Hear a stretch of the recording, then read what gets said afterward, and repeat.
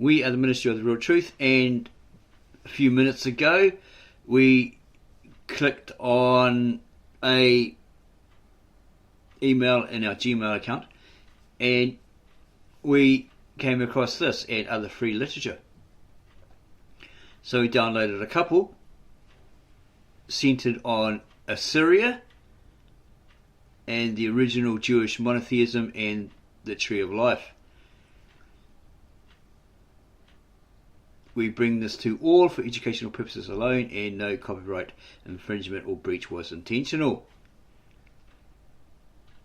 It states at the top of this page, this literature extract was gathered purely and subjective according to the interests of the author, Manfred Buntschke. Thank you very much, sir. Usually there were complete sentences from the original transferred. There's no guarantee for correctness. Literature extract from Semo Papola, The Assyrian Tree of Life, Tracing the Origins of Jewish Monotheism and Greek Philosophy, in Journal of Near Eastern Studies, 52, number 3, 1993, paragraph 161 to 208. You can also see the original at Academia Edu by copying and pasting this link to that website. Introduction, contents page. Introduction, the tree, its symbolism and conceptual structure, the basic symbolism of the tree, the Sephirotic tree, and so forth. Introduction. A stylized tree with obvious religious significance already occurs as an art motif in 4th millennium Mesopotamia, and by the 2nd millennium BC it is found everywhere within the orbit of the ancient Near Eastern oikoumene, including Egypt, Greece, and the Indus civilization. That would probably be the Hindus. And it's got a footnote indicated there. This, or else it's an index. The meaning of the motif is not clear, but its overall composition strikingly recalls the Tree of Life of later Christian, Jewish, Muslim, and Buddhist art. The question of whether the concept of the Tree of Life actually existed in ancient Mesopotamia has been debated. However, and thus many scholars today prefer the more neutral term sacred tree when referring to the Mesopotamian tree. About the middle of the 2nd millennium, a new development in the iconography of the tree became noticeable, leading to the emergence of the so-called late Assyrian tree under Tukulti-Ninurta I. With the rise of the Neo-Assyrian Empire, it's a more modern Assyrian Empire, this form of the tree spread throughout the entire Near East and continues to be seen down to the end of the 1st millennium. Its importance for imperial ideology is born out of its appearance on royal garments and jewellery, official seals, and in wall paintings and sculptures of royal palaces, as in the throne room of Ashurnasirpal II in Kala, where it is the centre motif. Here's the winged disc icon, a very early one. This is a rough drawing. Tail and streamer. Flanking figure. This is just a rough drawing. There are better depictions of this from the original. You can find online. Pomegranate, it's a type of fruit. Here's a cone, like a pine cone. They're very into their pine cones. It's like a fish hat type thing. Okay. Because there was myths of these beings coming out of the waters or the oceans, and they were half man, half fish. Here's a crown, trunk, fruit, palmette, base, garland, etc. This is a very rough drawing of that original. Figure 1. Structural elements of the Assyrian tree motif. Here it is again. Figure 2. Triadic configuration of nodes, volutes and circles. Or volutes and circles. The hundreds of available specimens of the late Assyrian tree exhibit a great deal of individual variations, reflecting the fact that the motif and most of its iconography were inherited from earlier periods. Nevertheless, its characteristic features stand out even in the crudest examples and make it generally easy to distinguish it from its predecessors, or that which came before it. Essentially, it consists of a trunk with a palmette crown,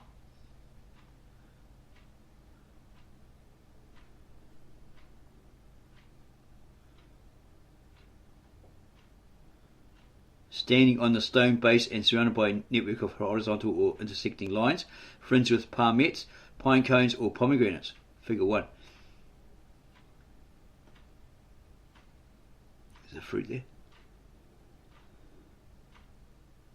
In more elaborate renditions, the trunk regularly has joints or nodes at its top, middle and base, and a corresponding number of small circles to the right and left of the trunk. Figure 2. Antithetically posed animal, human or supernatural figures usually flank the tree while a winged disc hovers over the whole. Here's the flanking figures. Here's the winged disc. Okay, and this is what the Mesopotamian triune godhead, we believe, is based around. Okay, here's the circle. Usually has a figure here inside it wearing a crown of righteousness. That's the Son of God, or Yeshua Mashiach, Jesus the Messiah. Okay, these here are not actually wings, they're flames. That's why it's called Elohim above the flames. Elohim, very different from your Hebrew Elohim, which is the God or the gods. And this person wearing the crown of righteousness, as we just stated, is the Son of God, or Yeshua Mashiach, Jesus the Messiah. Okay. And it symbolizes the love of the Father for the Son and the love of the Son for the Father. And this circle here, these are supposedly the flames, the wings of the Holy Spirit, if we can remember rightly. And this circle here, a completed circle, is that Ruach HaKodesh, which complements the love between the Son and the Father for the Father for the Son. Okay, and it's probably part of the dress that he's wearing. Not necessarily dress as in a woman wears a dress, but the clothing, this robe. This is the volute. There's a winged disc icon, tail and streamer. It's very similar to the Zoroastrian or the Persian one. So the Persian one has really long legs, like that. Okay, it has a person holding a ring, Ahura Mazda. And some person says, "Hey, you've got our symbol," where we used to put it up on a social chat site. That actual icon. So it may have originated from there when the Jews were there for a period after being freed from the tyranny of Babylonia, and they're able to do their religious rites, practices, traditions, etc.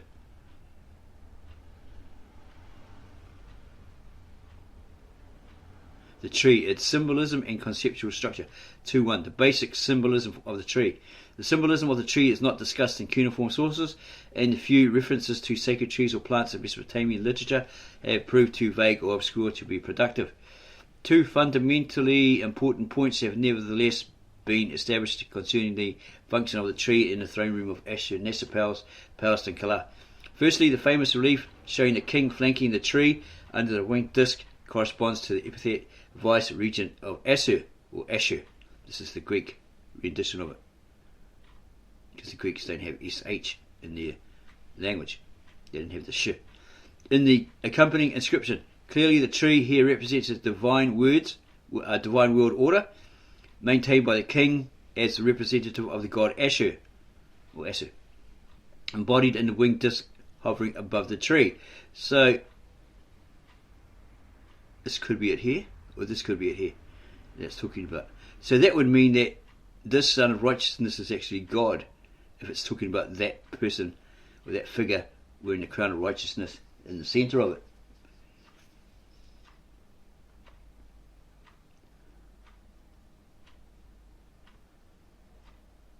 Secondly, it was observed some time ago that in some reliefs the king takes the place of the tree between the winged genies. It is evident that in such scenes the king is portrayed as the human personification of the tree.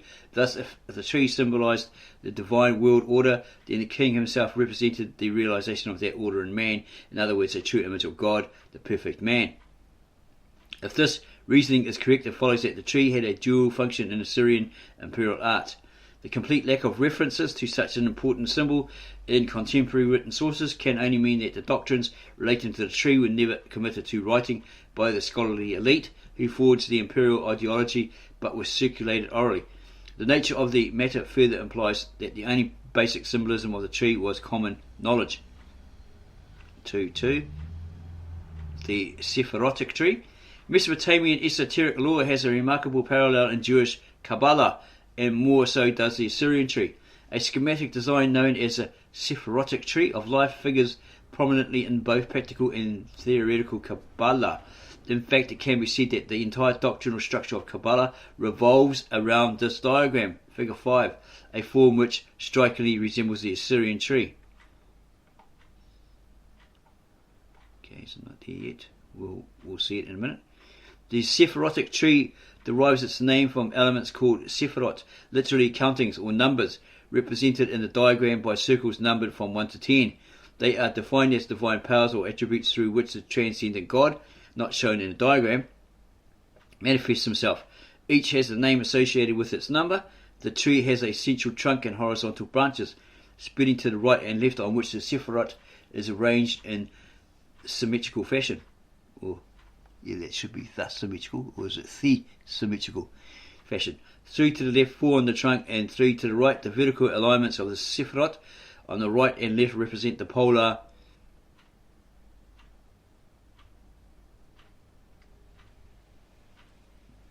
opposites of masculine and feminine, positive and negative, active and passive, dark and light, etc. The balance of the tree is maintained by the trunk, also called the pillar of equilibrium. Like the Assyrian tree, the Sephirotic tree has a dual function. On the one hand, it is a picture of the macrocosm. It gives an account of the creation of the world, accompanied in 3 successive stages by the sephirot emanating from the transcendent God. It also charts the cosmic harmony of the universe, upheld by the sephirot under the constraining influence of the polar system of opposites. In short, it is a model of the divine world order, and in manifesting the invisible God through his attributes, it is also, in a way, an image of God. And the usual pillar of equilibrium. 1 Keta is a crown, that's number 1. Pillar of judgment, pillar of mercy. You have 2 Chokmah, wisdom. 3 Bina, understanding. Da'at, knowledge. 5 Din, judgment. 4 Hesed, mercy, and so forth. 10 Malkut, kingdom. Nizar, victory. I wonder if this is the equivalent to Nusrat in the Aramaic, or victorious, of which the Christ would be known as, because he won over sin, he defeated sin, he defeated the devil. Wonder, no, not sure. Figure 5, the Sephirotic tree. It also charts the cosmic harmony of the universe, upheld by the sephirot under the constraining influence of the polar system of opposites. In short, it is a model of the divine world order, and in manifesting the invisible God through his attributes, it is also in a way an image of God. On the other hand, the Sephirotic tree, like the Assyrian, can also refer to man as microcosm, the ideal man created in the image of God. Interpreted in this way, it becomes a way of salvation for the mystic seeking deliverance from the bonds of flesh through the soul's union with God. The arrangement of the sephirot from the bottom to the top of the diagram marks the path which he has to follow in order to attain the ultimate goal, the crown of heaven, represented by the sephirah, number 1, Keta. Okay, so you got each from the bottom, and he works his way up.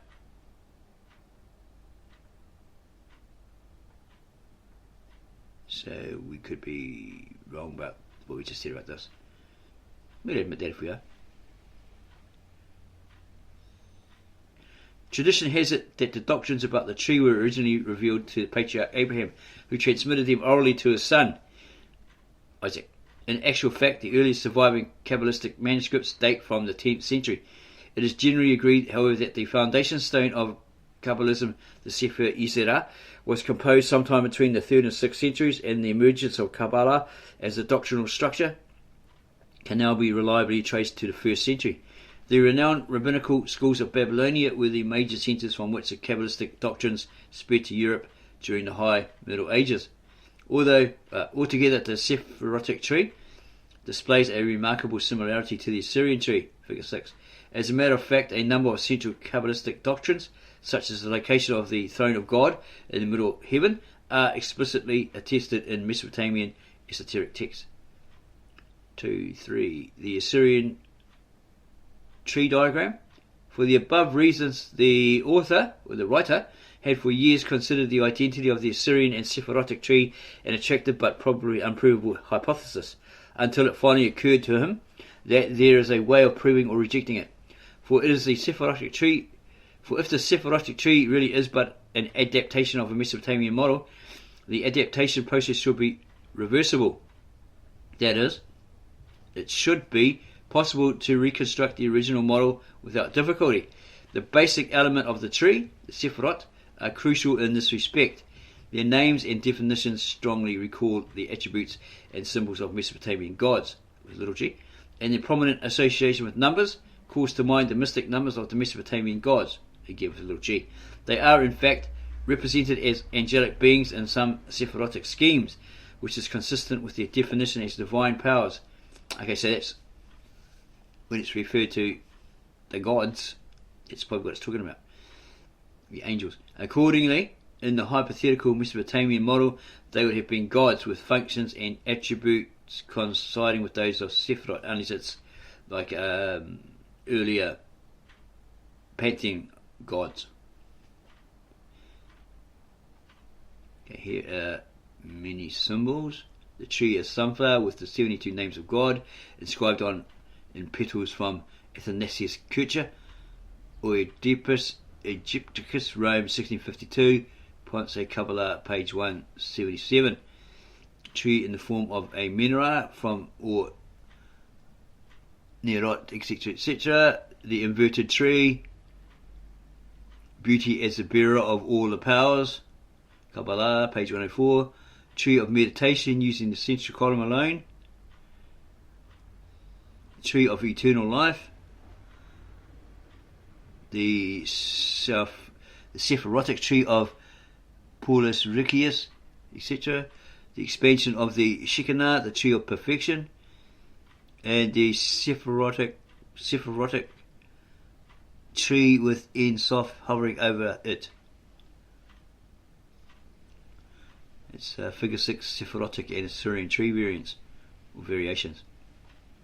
Consequently, the writer, or this author, replaced the Sephirot with Mesopotamian gods sharing their functions and or attributes. See figure 7.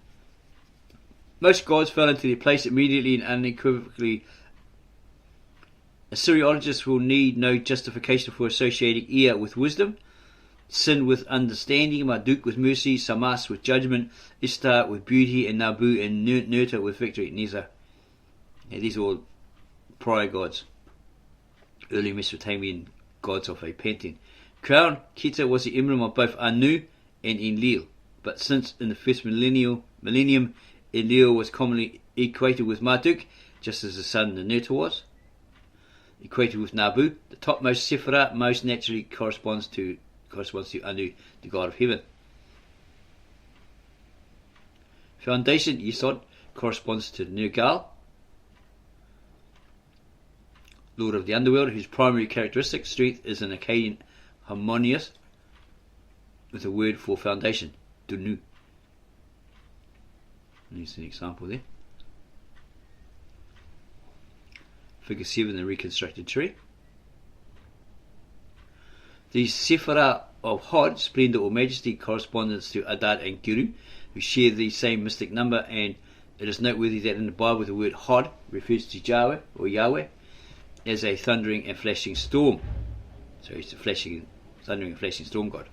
The number shown in figure 9 are those used in the spelling of divine names in the Middle and Neo-Assyrian standard orthography, and all of them are securely attested.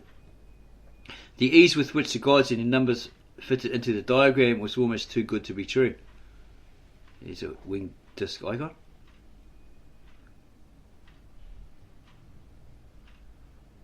It's very different to the latter one, where he's facing the other way. He doesn't have a hat, but he has a crown of righteousness.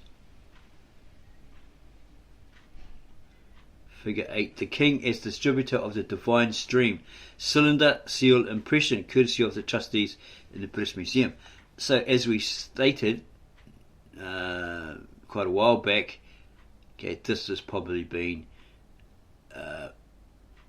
adopted and adapted and modified by the Mesopotamians, because there's the king of that time, and later on it's replaced with the Son of Righteousness, Yeshua Mashiach, or Jesus the Messiah, the Son of God. Figure 8. The king as distributor of the divine stream cylinder seal impression, courtesy of the trustees of the British Museum. This is probably a copper seal or something.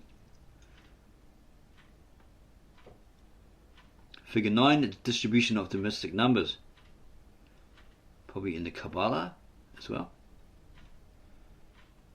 2.4. The distribution of gods and numbers in a diagram. Looking at the reconstructed diagram more closely, only one major god is missing, Asu or Ashu.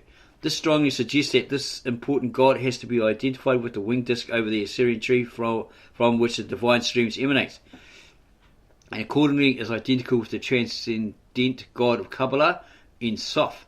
As a matter of fact, the various spellings of Asu's name can, without difficulty, be interpreted as expressing the idea of the one, only, or universal God, as well as the various qualities of Ein Sof. The solar disk through which he was primarily represented implies that his essential nature was light, as in Kabbalah. Of the gods found in the diagram, Anu, king of heaven, occupied the crown. Ishtar, his daughter, representing all female deities, occupies the middle, and Nergal, the lord of the underworld, the base of the trunk. Don't forget, this is all mythical. Okay? The original mythical aspects of it, of Mesopotamia. The remaining gods are arranged to the right and left sides of the trunk in a corresponding way. Maybe these ones.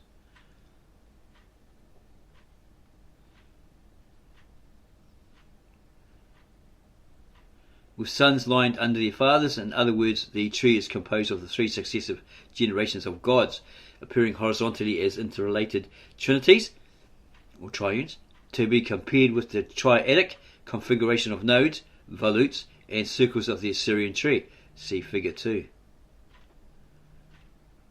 So that would be way up here somewhere.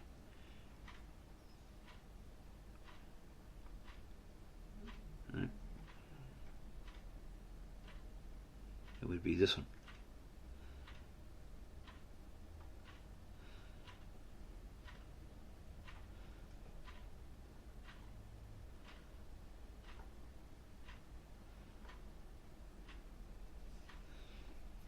The lines connecting the gods exactly render the divine genealogies known from late 2nd and early 1st millennium texts. But that is not all. The distribution of the mystic numbers in the diagram, figure 9, adds to it a dimension unknown as Sephirotic tree.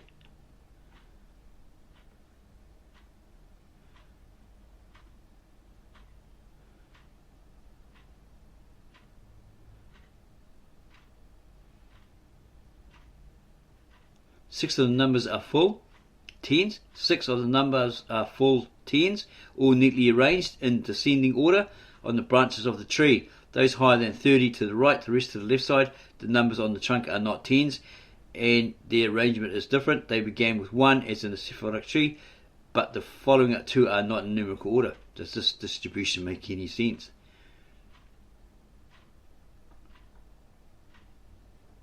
Initially, it's noted that the numbers on the trunk, when added together, yield 30, the median number of the sexagesimal system. From the standpoint of number harmony, this tallies beautifully with the median position of the trunk and recalls its Kabbalistic designation, the pillar of equilibrium. The position of the number 15 in the center of the diagram is justifiable from the same viewpoint.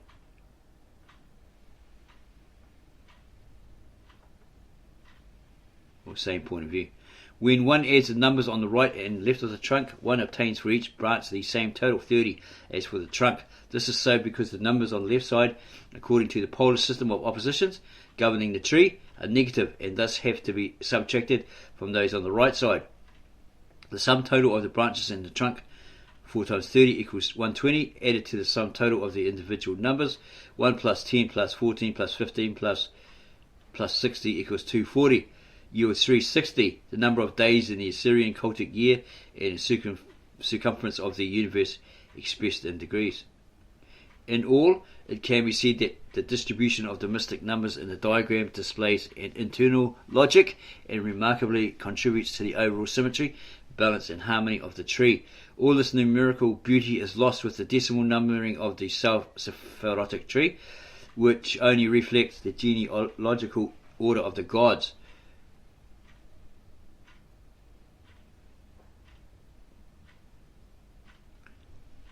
The fact that the numerical balance of the tree can be maintained only on the condition that the left side numbers are negative, as required by Kabbalistic theory, in the author's opinion, amounts to mathematical proof of the correctness of the reconstruction, and he feels very confident in concluding that the Sephirotic tree did have a direct Mesopotamian model, and that this model was perfected in the Assyrian Empire, most probably in the early 13th century BC. And he contents himself with 3 concrete examples illustrating how the insights provided by the tree are bound to revolutionize our understanding of Mesopotamian religion and philosophy. 3. The tree and Mesopotamian religion and philosophy. 3.1. The birth of the gods in Enuma Elish. In Enuma Elish, the narrator, having related the birth of Anu, mysteriously continues. And Anu generated Nudimud, his likeness. This can only be a reference to the fact that the mystic numbers of these 2 gods, 1 and 60, were written with the same sign. On the surface, of course, the theogony of Enuma Elish is represented in terms of human reproduction. The curious sequence of births presented in tablet 1 to 15 makes much better sense when it is rephrased mathematically as follows. When the primordial state of undifferentiated unity, Apsu plus Mumu plus Tiamat, looks like some sort of symbol there, in which nothing existed, came to an end. Nothingness was replaced by the binary system of opposition Latmu and Lahamu in the infinite universe, Ansar or Eshu, which equals Eshu, or Eshu, with its negative counterpart, Kisa. Eshu emanated heaven, Anu as his primary manifestation to mirror his existence to the world. Thus rephrased, the passage comes very close to Kabbalistic and Neoplatonic metaphysics. Lines 21 to 24, tablet 1 of Enuma Elish, seem to describe the birth of the mystic number of Sin, which can be derived from the number of Ear. This is not sin as you transgress, you miss the mark. It's probably some sort of god with a little g, which can be derived from the number of Ear by simply dividing it by 2. Marduk's mystic number, like the numbers of the all remaining gods, can be derived from the preceding numbers by simple arithmetic operations. So is this Marduk of Persian origin? The prominent part played by numbers both in Enuma Elish and the Assyrian tree, of course, immediately recalls the central role of mathematics and divine numbers in Pythagorean philosophy. 3.2.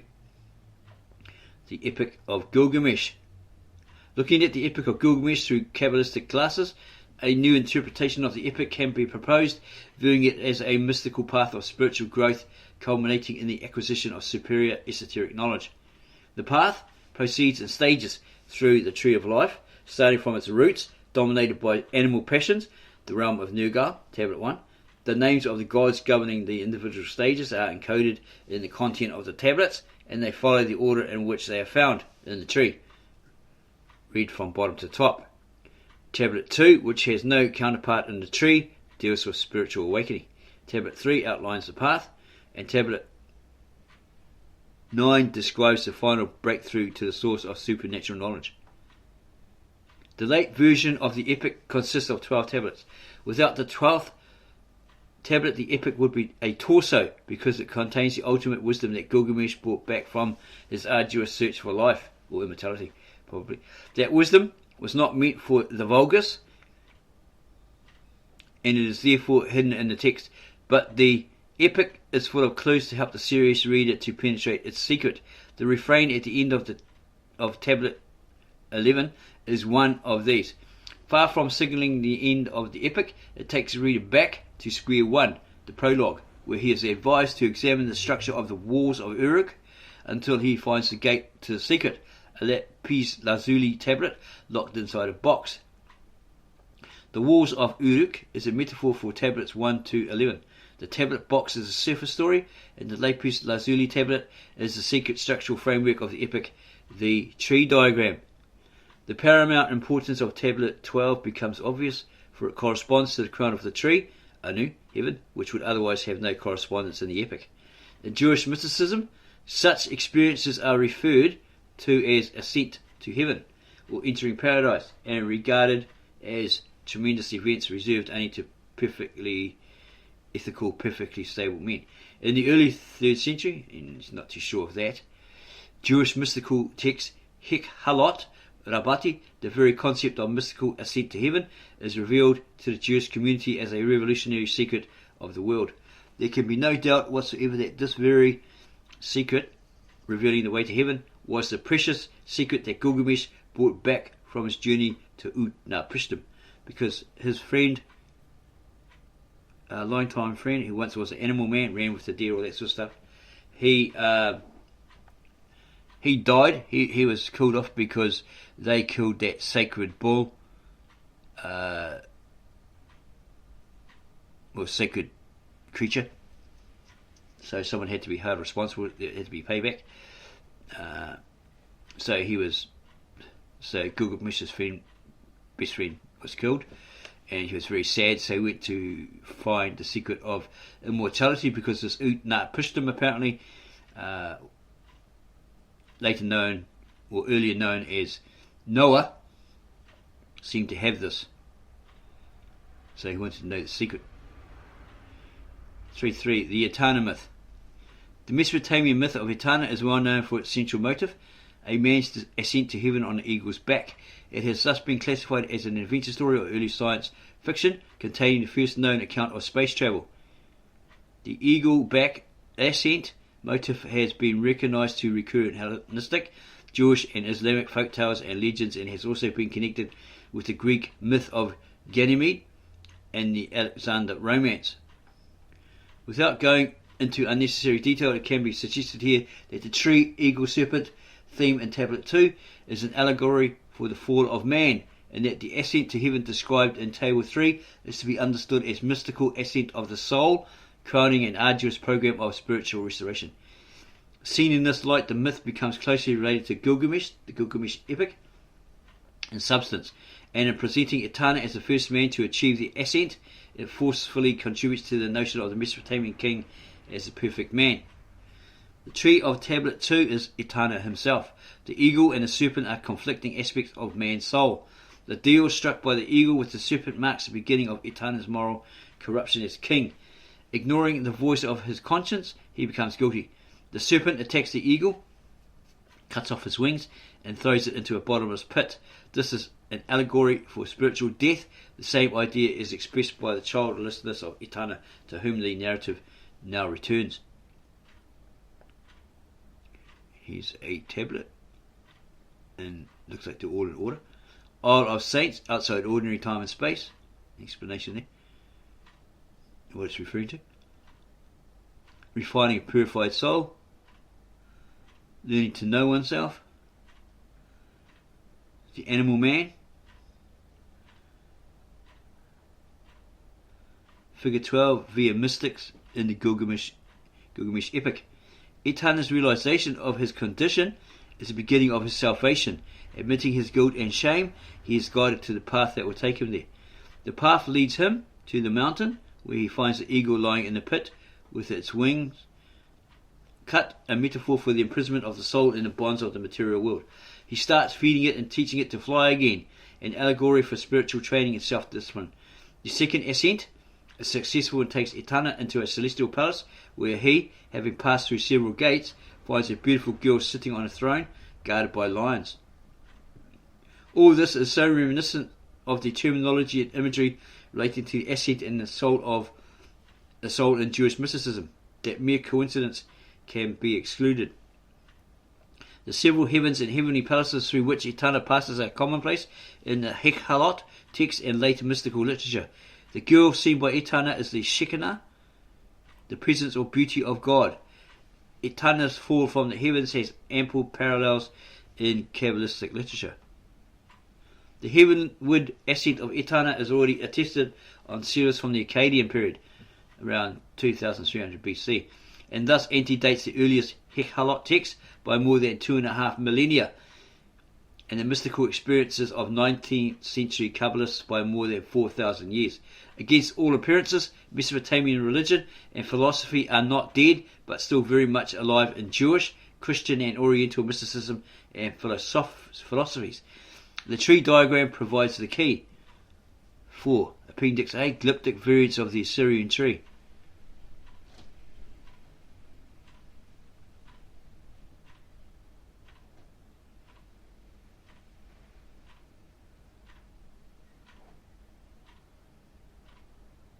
Appendix B. Variants of the winged disc icon.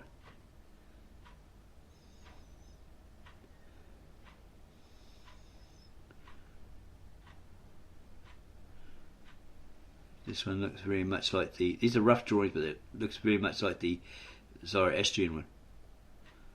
Extra long legs and stuff. This one here.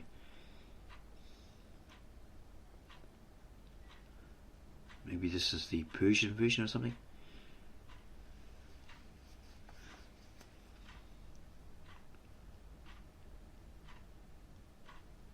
Variants have this person here with a bow and arrow, and then one, probably the Persian one, with a man wearing a hat and holding a ring. And then you have the Mesopotamian latter one, where it's the son of righteousness with the crown of righteousness on his head, or the son of God with the crown of righteousness on his head. Here's some more.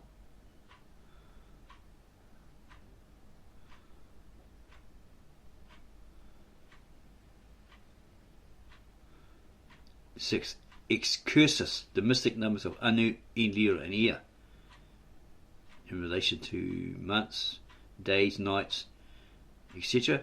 The pronouncedly Sumerian character of the posited scheme points to the 3rd millennium BC, which would date the emergence of the mystic numbers of Anu, Enlil and Ea to Sumerian or early Old Babylonian times. It is worth pointing out that the reconstructed scheme also agrees with the Kabbalistic scheme of the three worlds. The heavens were created out of the substance of fire, Anu, the earth from water, Ea, and the air from the spirit, Enlil, which mediates between the two. The three mothers, the letter Aleph, Mem and Shin, functioning as instruments of creation. Also define the temporal year. The element fire, Anu, corresponds with the summer season. The element water equals air, correspondence with the winter season, and the element air equals Enlil, corresponds with the seasons of spring and autumn. 7. Excursus 2, the exaltation of the vanquishing of sin. In a prayer to Marduk, Ka 25-6f, both Nabu and Ninurta are presented as powers of Marduk, the former as his victory, Le Utu, the latter as his prowess, Esare Dutu. Marduk himself is called the smiter of the skull of Anzu. It is by Marduk's arrows that Anzu and Asaku are vanquished. Anzu and Asaku, on the other hand, personified evil and sin in the Etana myth. Thus, Ninurta and Nabu basically represent the power to resist and prevail over evil and sin, recalling the roles of the Archangel Michael in Judaism, Christ in Christianity, or Mithra in Mithraism. The concept of Ninurta/Nabu as God's weapon is first attested in the Middle Assyrian ruler named Ninurta Tukul Asu. For his triumph over Anzuf, Ninurta Nabu obtains the stylus and the tablet of fate. All this recalls the appearance of God on his throne chariot of glory in Ezekiel 126 and Daniel 7:9, that of resurrected and glorified Christ in the revelation of John 1:14, as well as the role of Michael as the keeper of the celestial keys and the Archon on the right side of God. It should be stressed that just as Christ and the Father are one, so is triumphant Ninurta Nabu one with his father. Both Marduk and Enlil are included among Ninurta's limbs. He is repeatedly addressed as Bel in the text, an appellative otherwise reserved to Marduk/Enlil, and Ninurta's triumphal chariot is identical with what is called Marduk's chariot. Against this background, it is not accidental that the throne of God in Ezekiel 1 and Daniel 7 is known as the chariot in Jewish tradition. The aspect of God on it is that of God triumphing over evil and sin. According to the doctrine of the tree, the power to combat evil also resided in man. The man who succeeded in conquering sin would become the Son of God himself and eventually triumph in heaven. In Jewish mystical tradition, the patriarch Enoch was, because of his piety, transformed in the heavens into a great divine power, second only to God, called Metatron, an angel with flesh of fire, eyelashes of lightning, and eyes of flaming torches. God gradually gave Enoch, Metatron, divine powers of knowledge, and a body, a garment, and a chariot of fire. The figure of Enoch, Metatron, is based on Mesopotamian traditions about Adapa, the antediluvian sage, who was taken to heaven after he had broken the wings of the south wind, a metaphor corresponding to the slaying of Anzu. Excursus, the name of Asu or Asher. The principal spelling of Asu's name can be interpreted as follows. It gives you examples here. The exegesis of the Tetragrammaton, YHWH, plays a paramount role in Kabbalah, and the secret knowledge of the great name was considered in early Kabbalah tantamount to the highest wisdom and even a key to the attainment of superior divine powers. The Mesopotamian scholars' hermeneutical attitude to their predominantly logographically spelled canon has a striking parallel in a Kabbalistic attitude to the unvocalized text of the Bible. If one considers the spelling Asur, as consisting of as, one, and sur, to flash, flow, to emanate, one obtains a mantra capturing the basic symbolism of the tree in 2 syllables. God is one in his multiple emanation. So what is it saying there? He's one in his multiple emanation. There's 3, but he's one. Is that what it's saying? Multiple emanation meaning he has other forms. Is that what it's saying? So he's one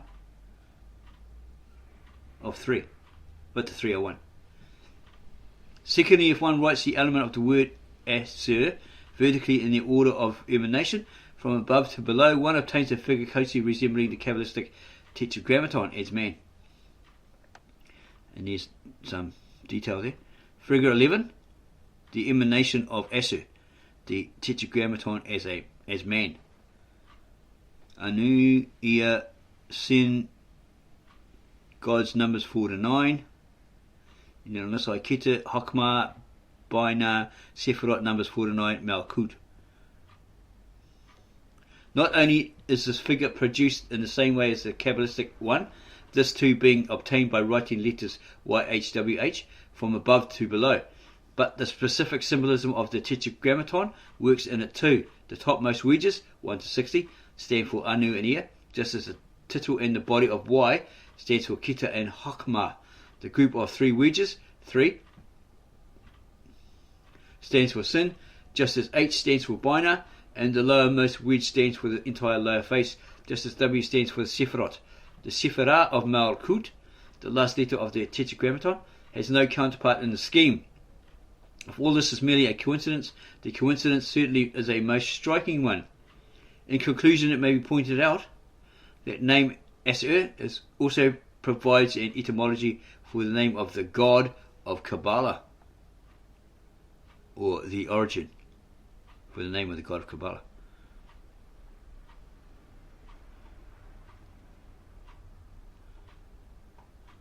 Looks like that's the end of the book. Hopefully you found that very interesting.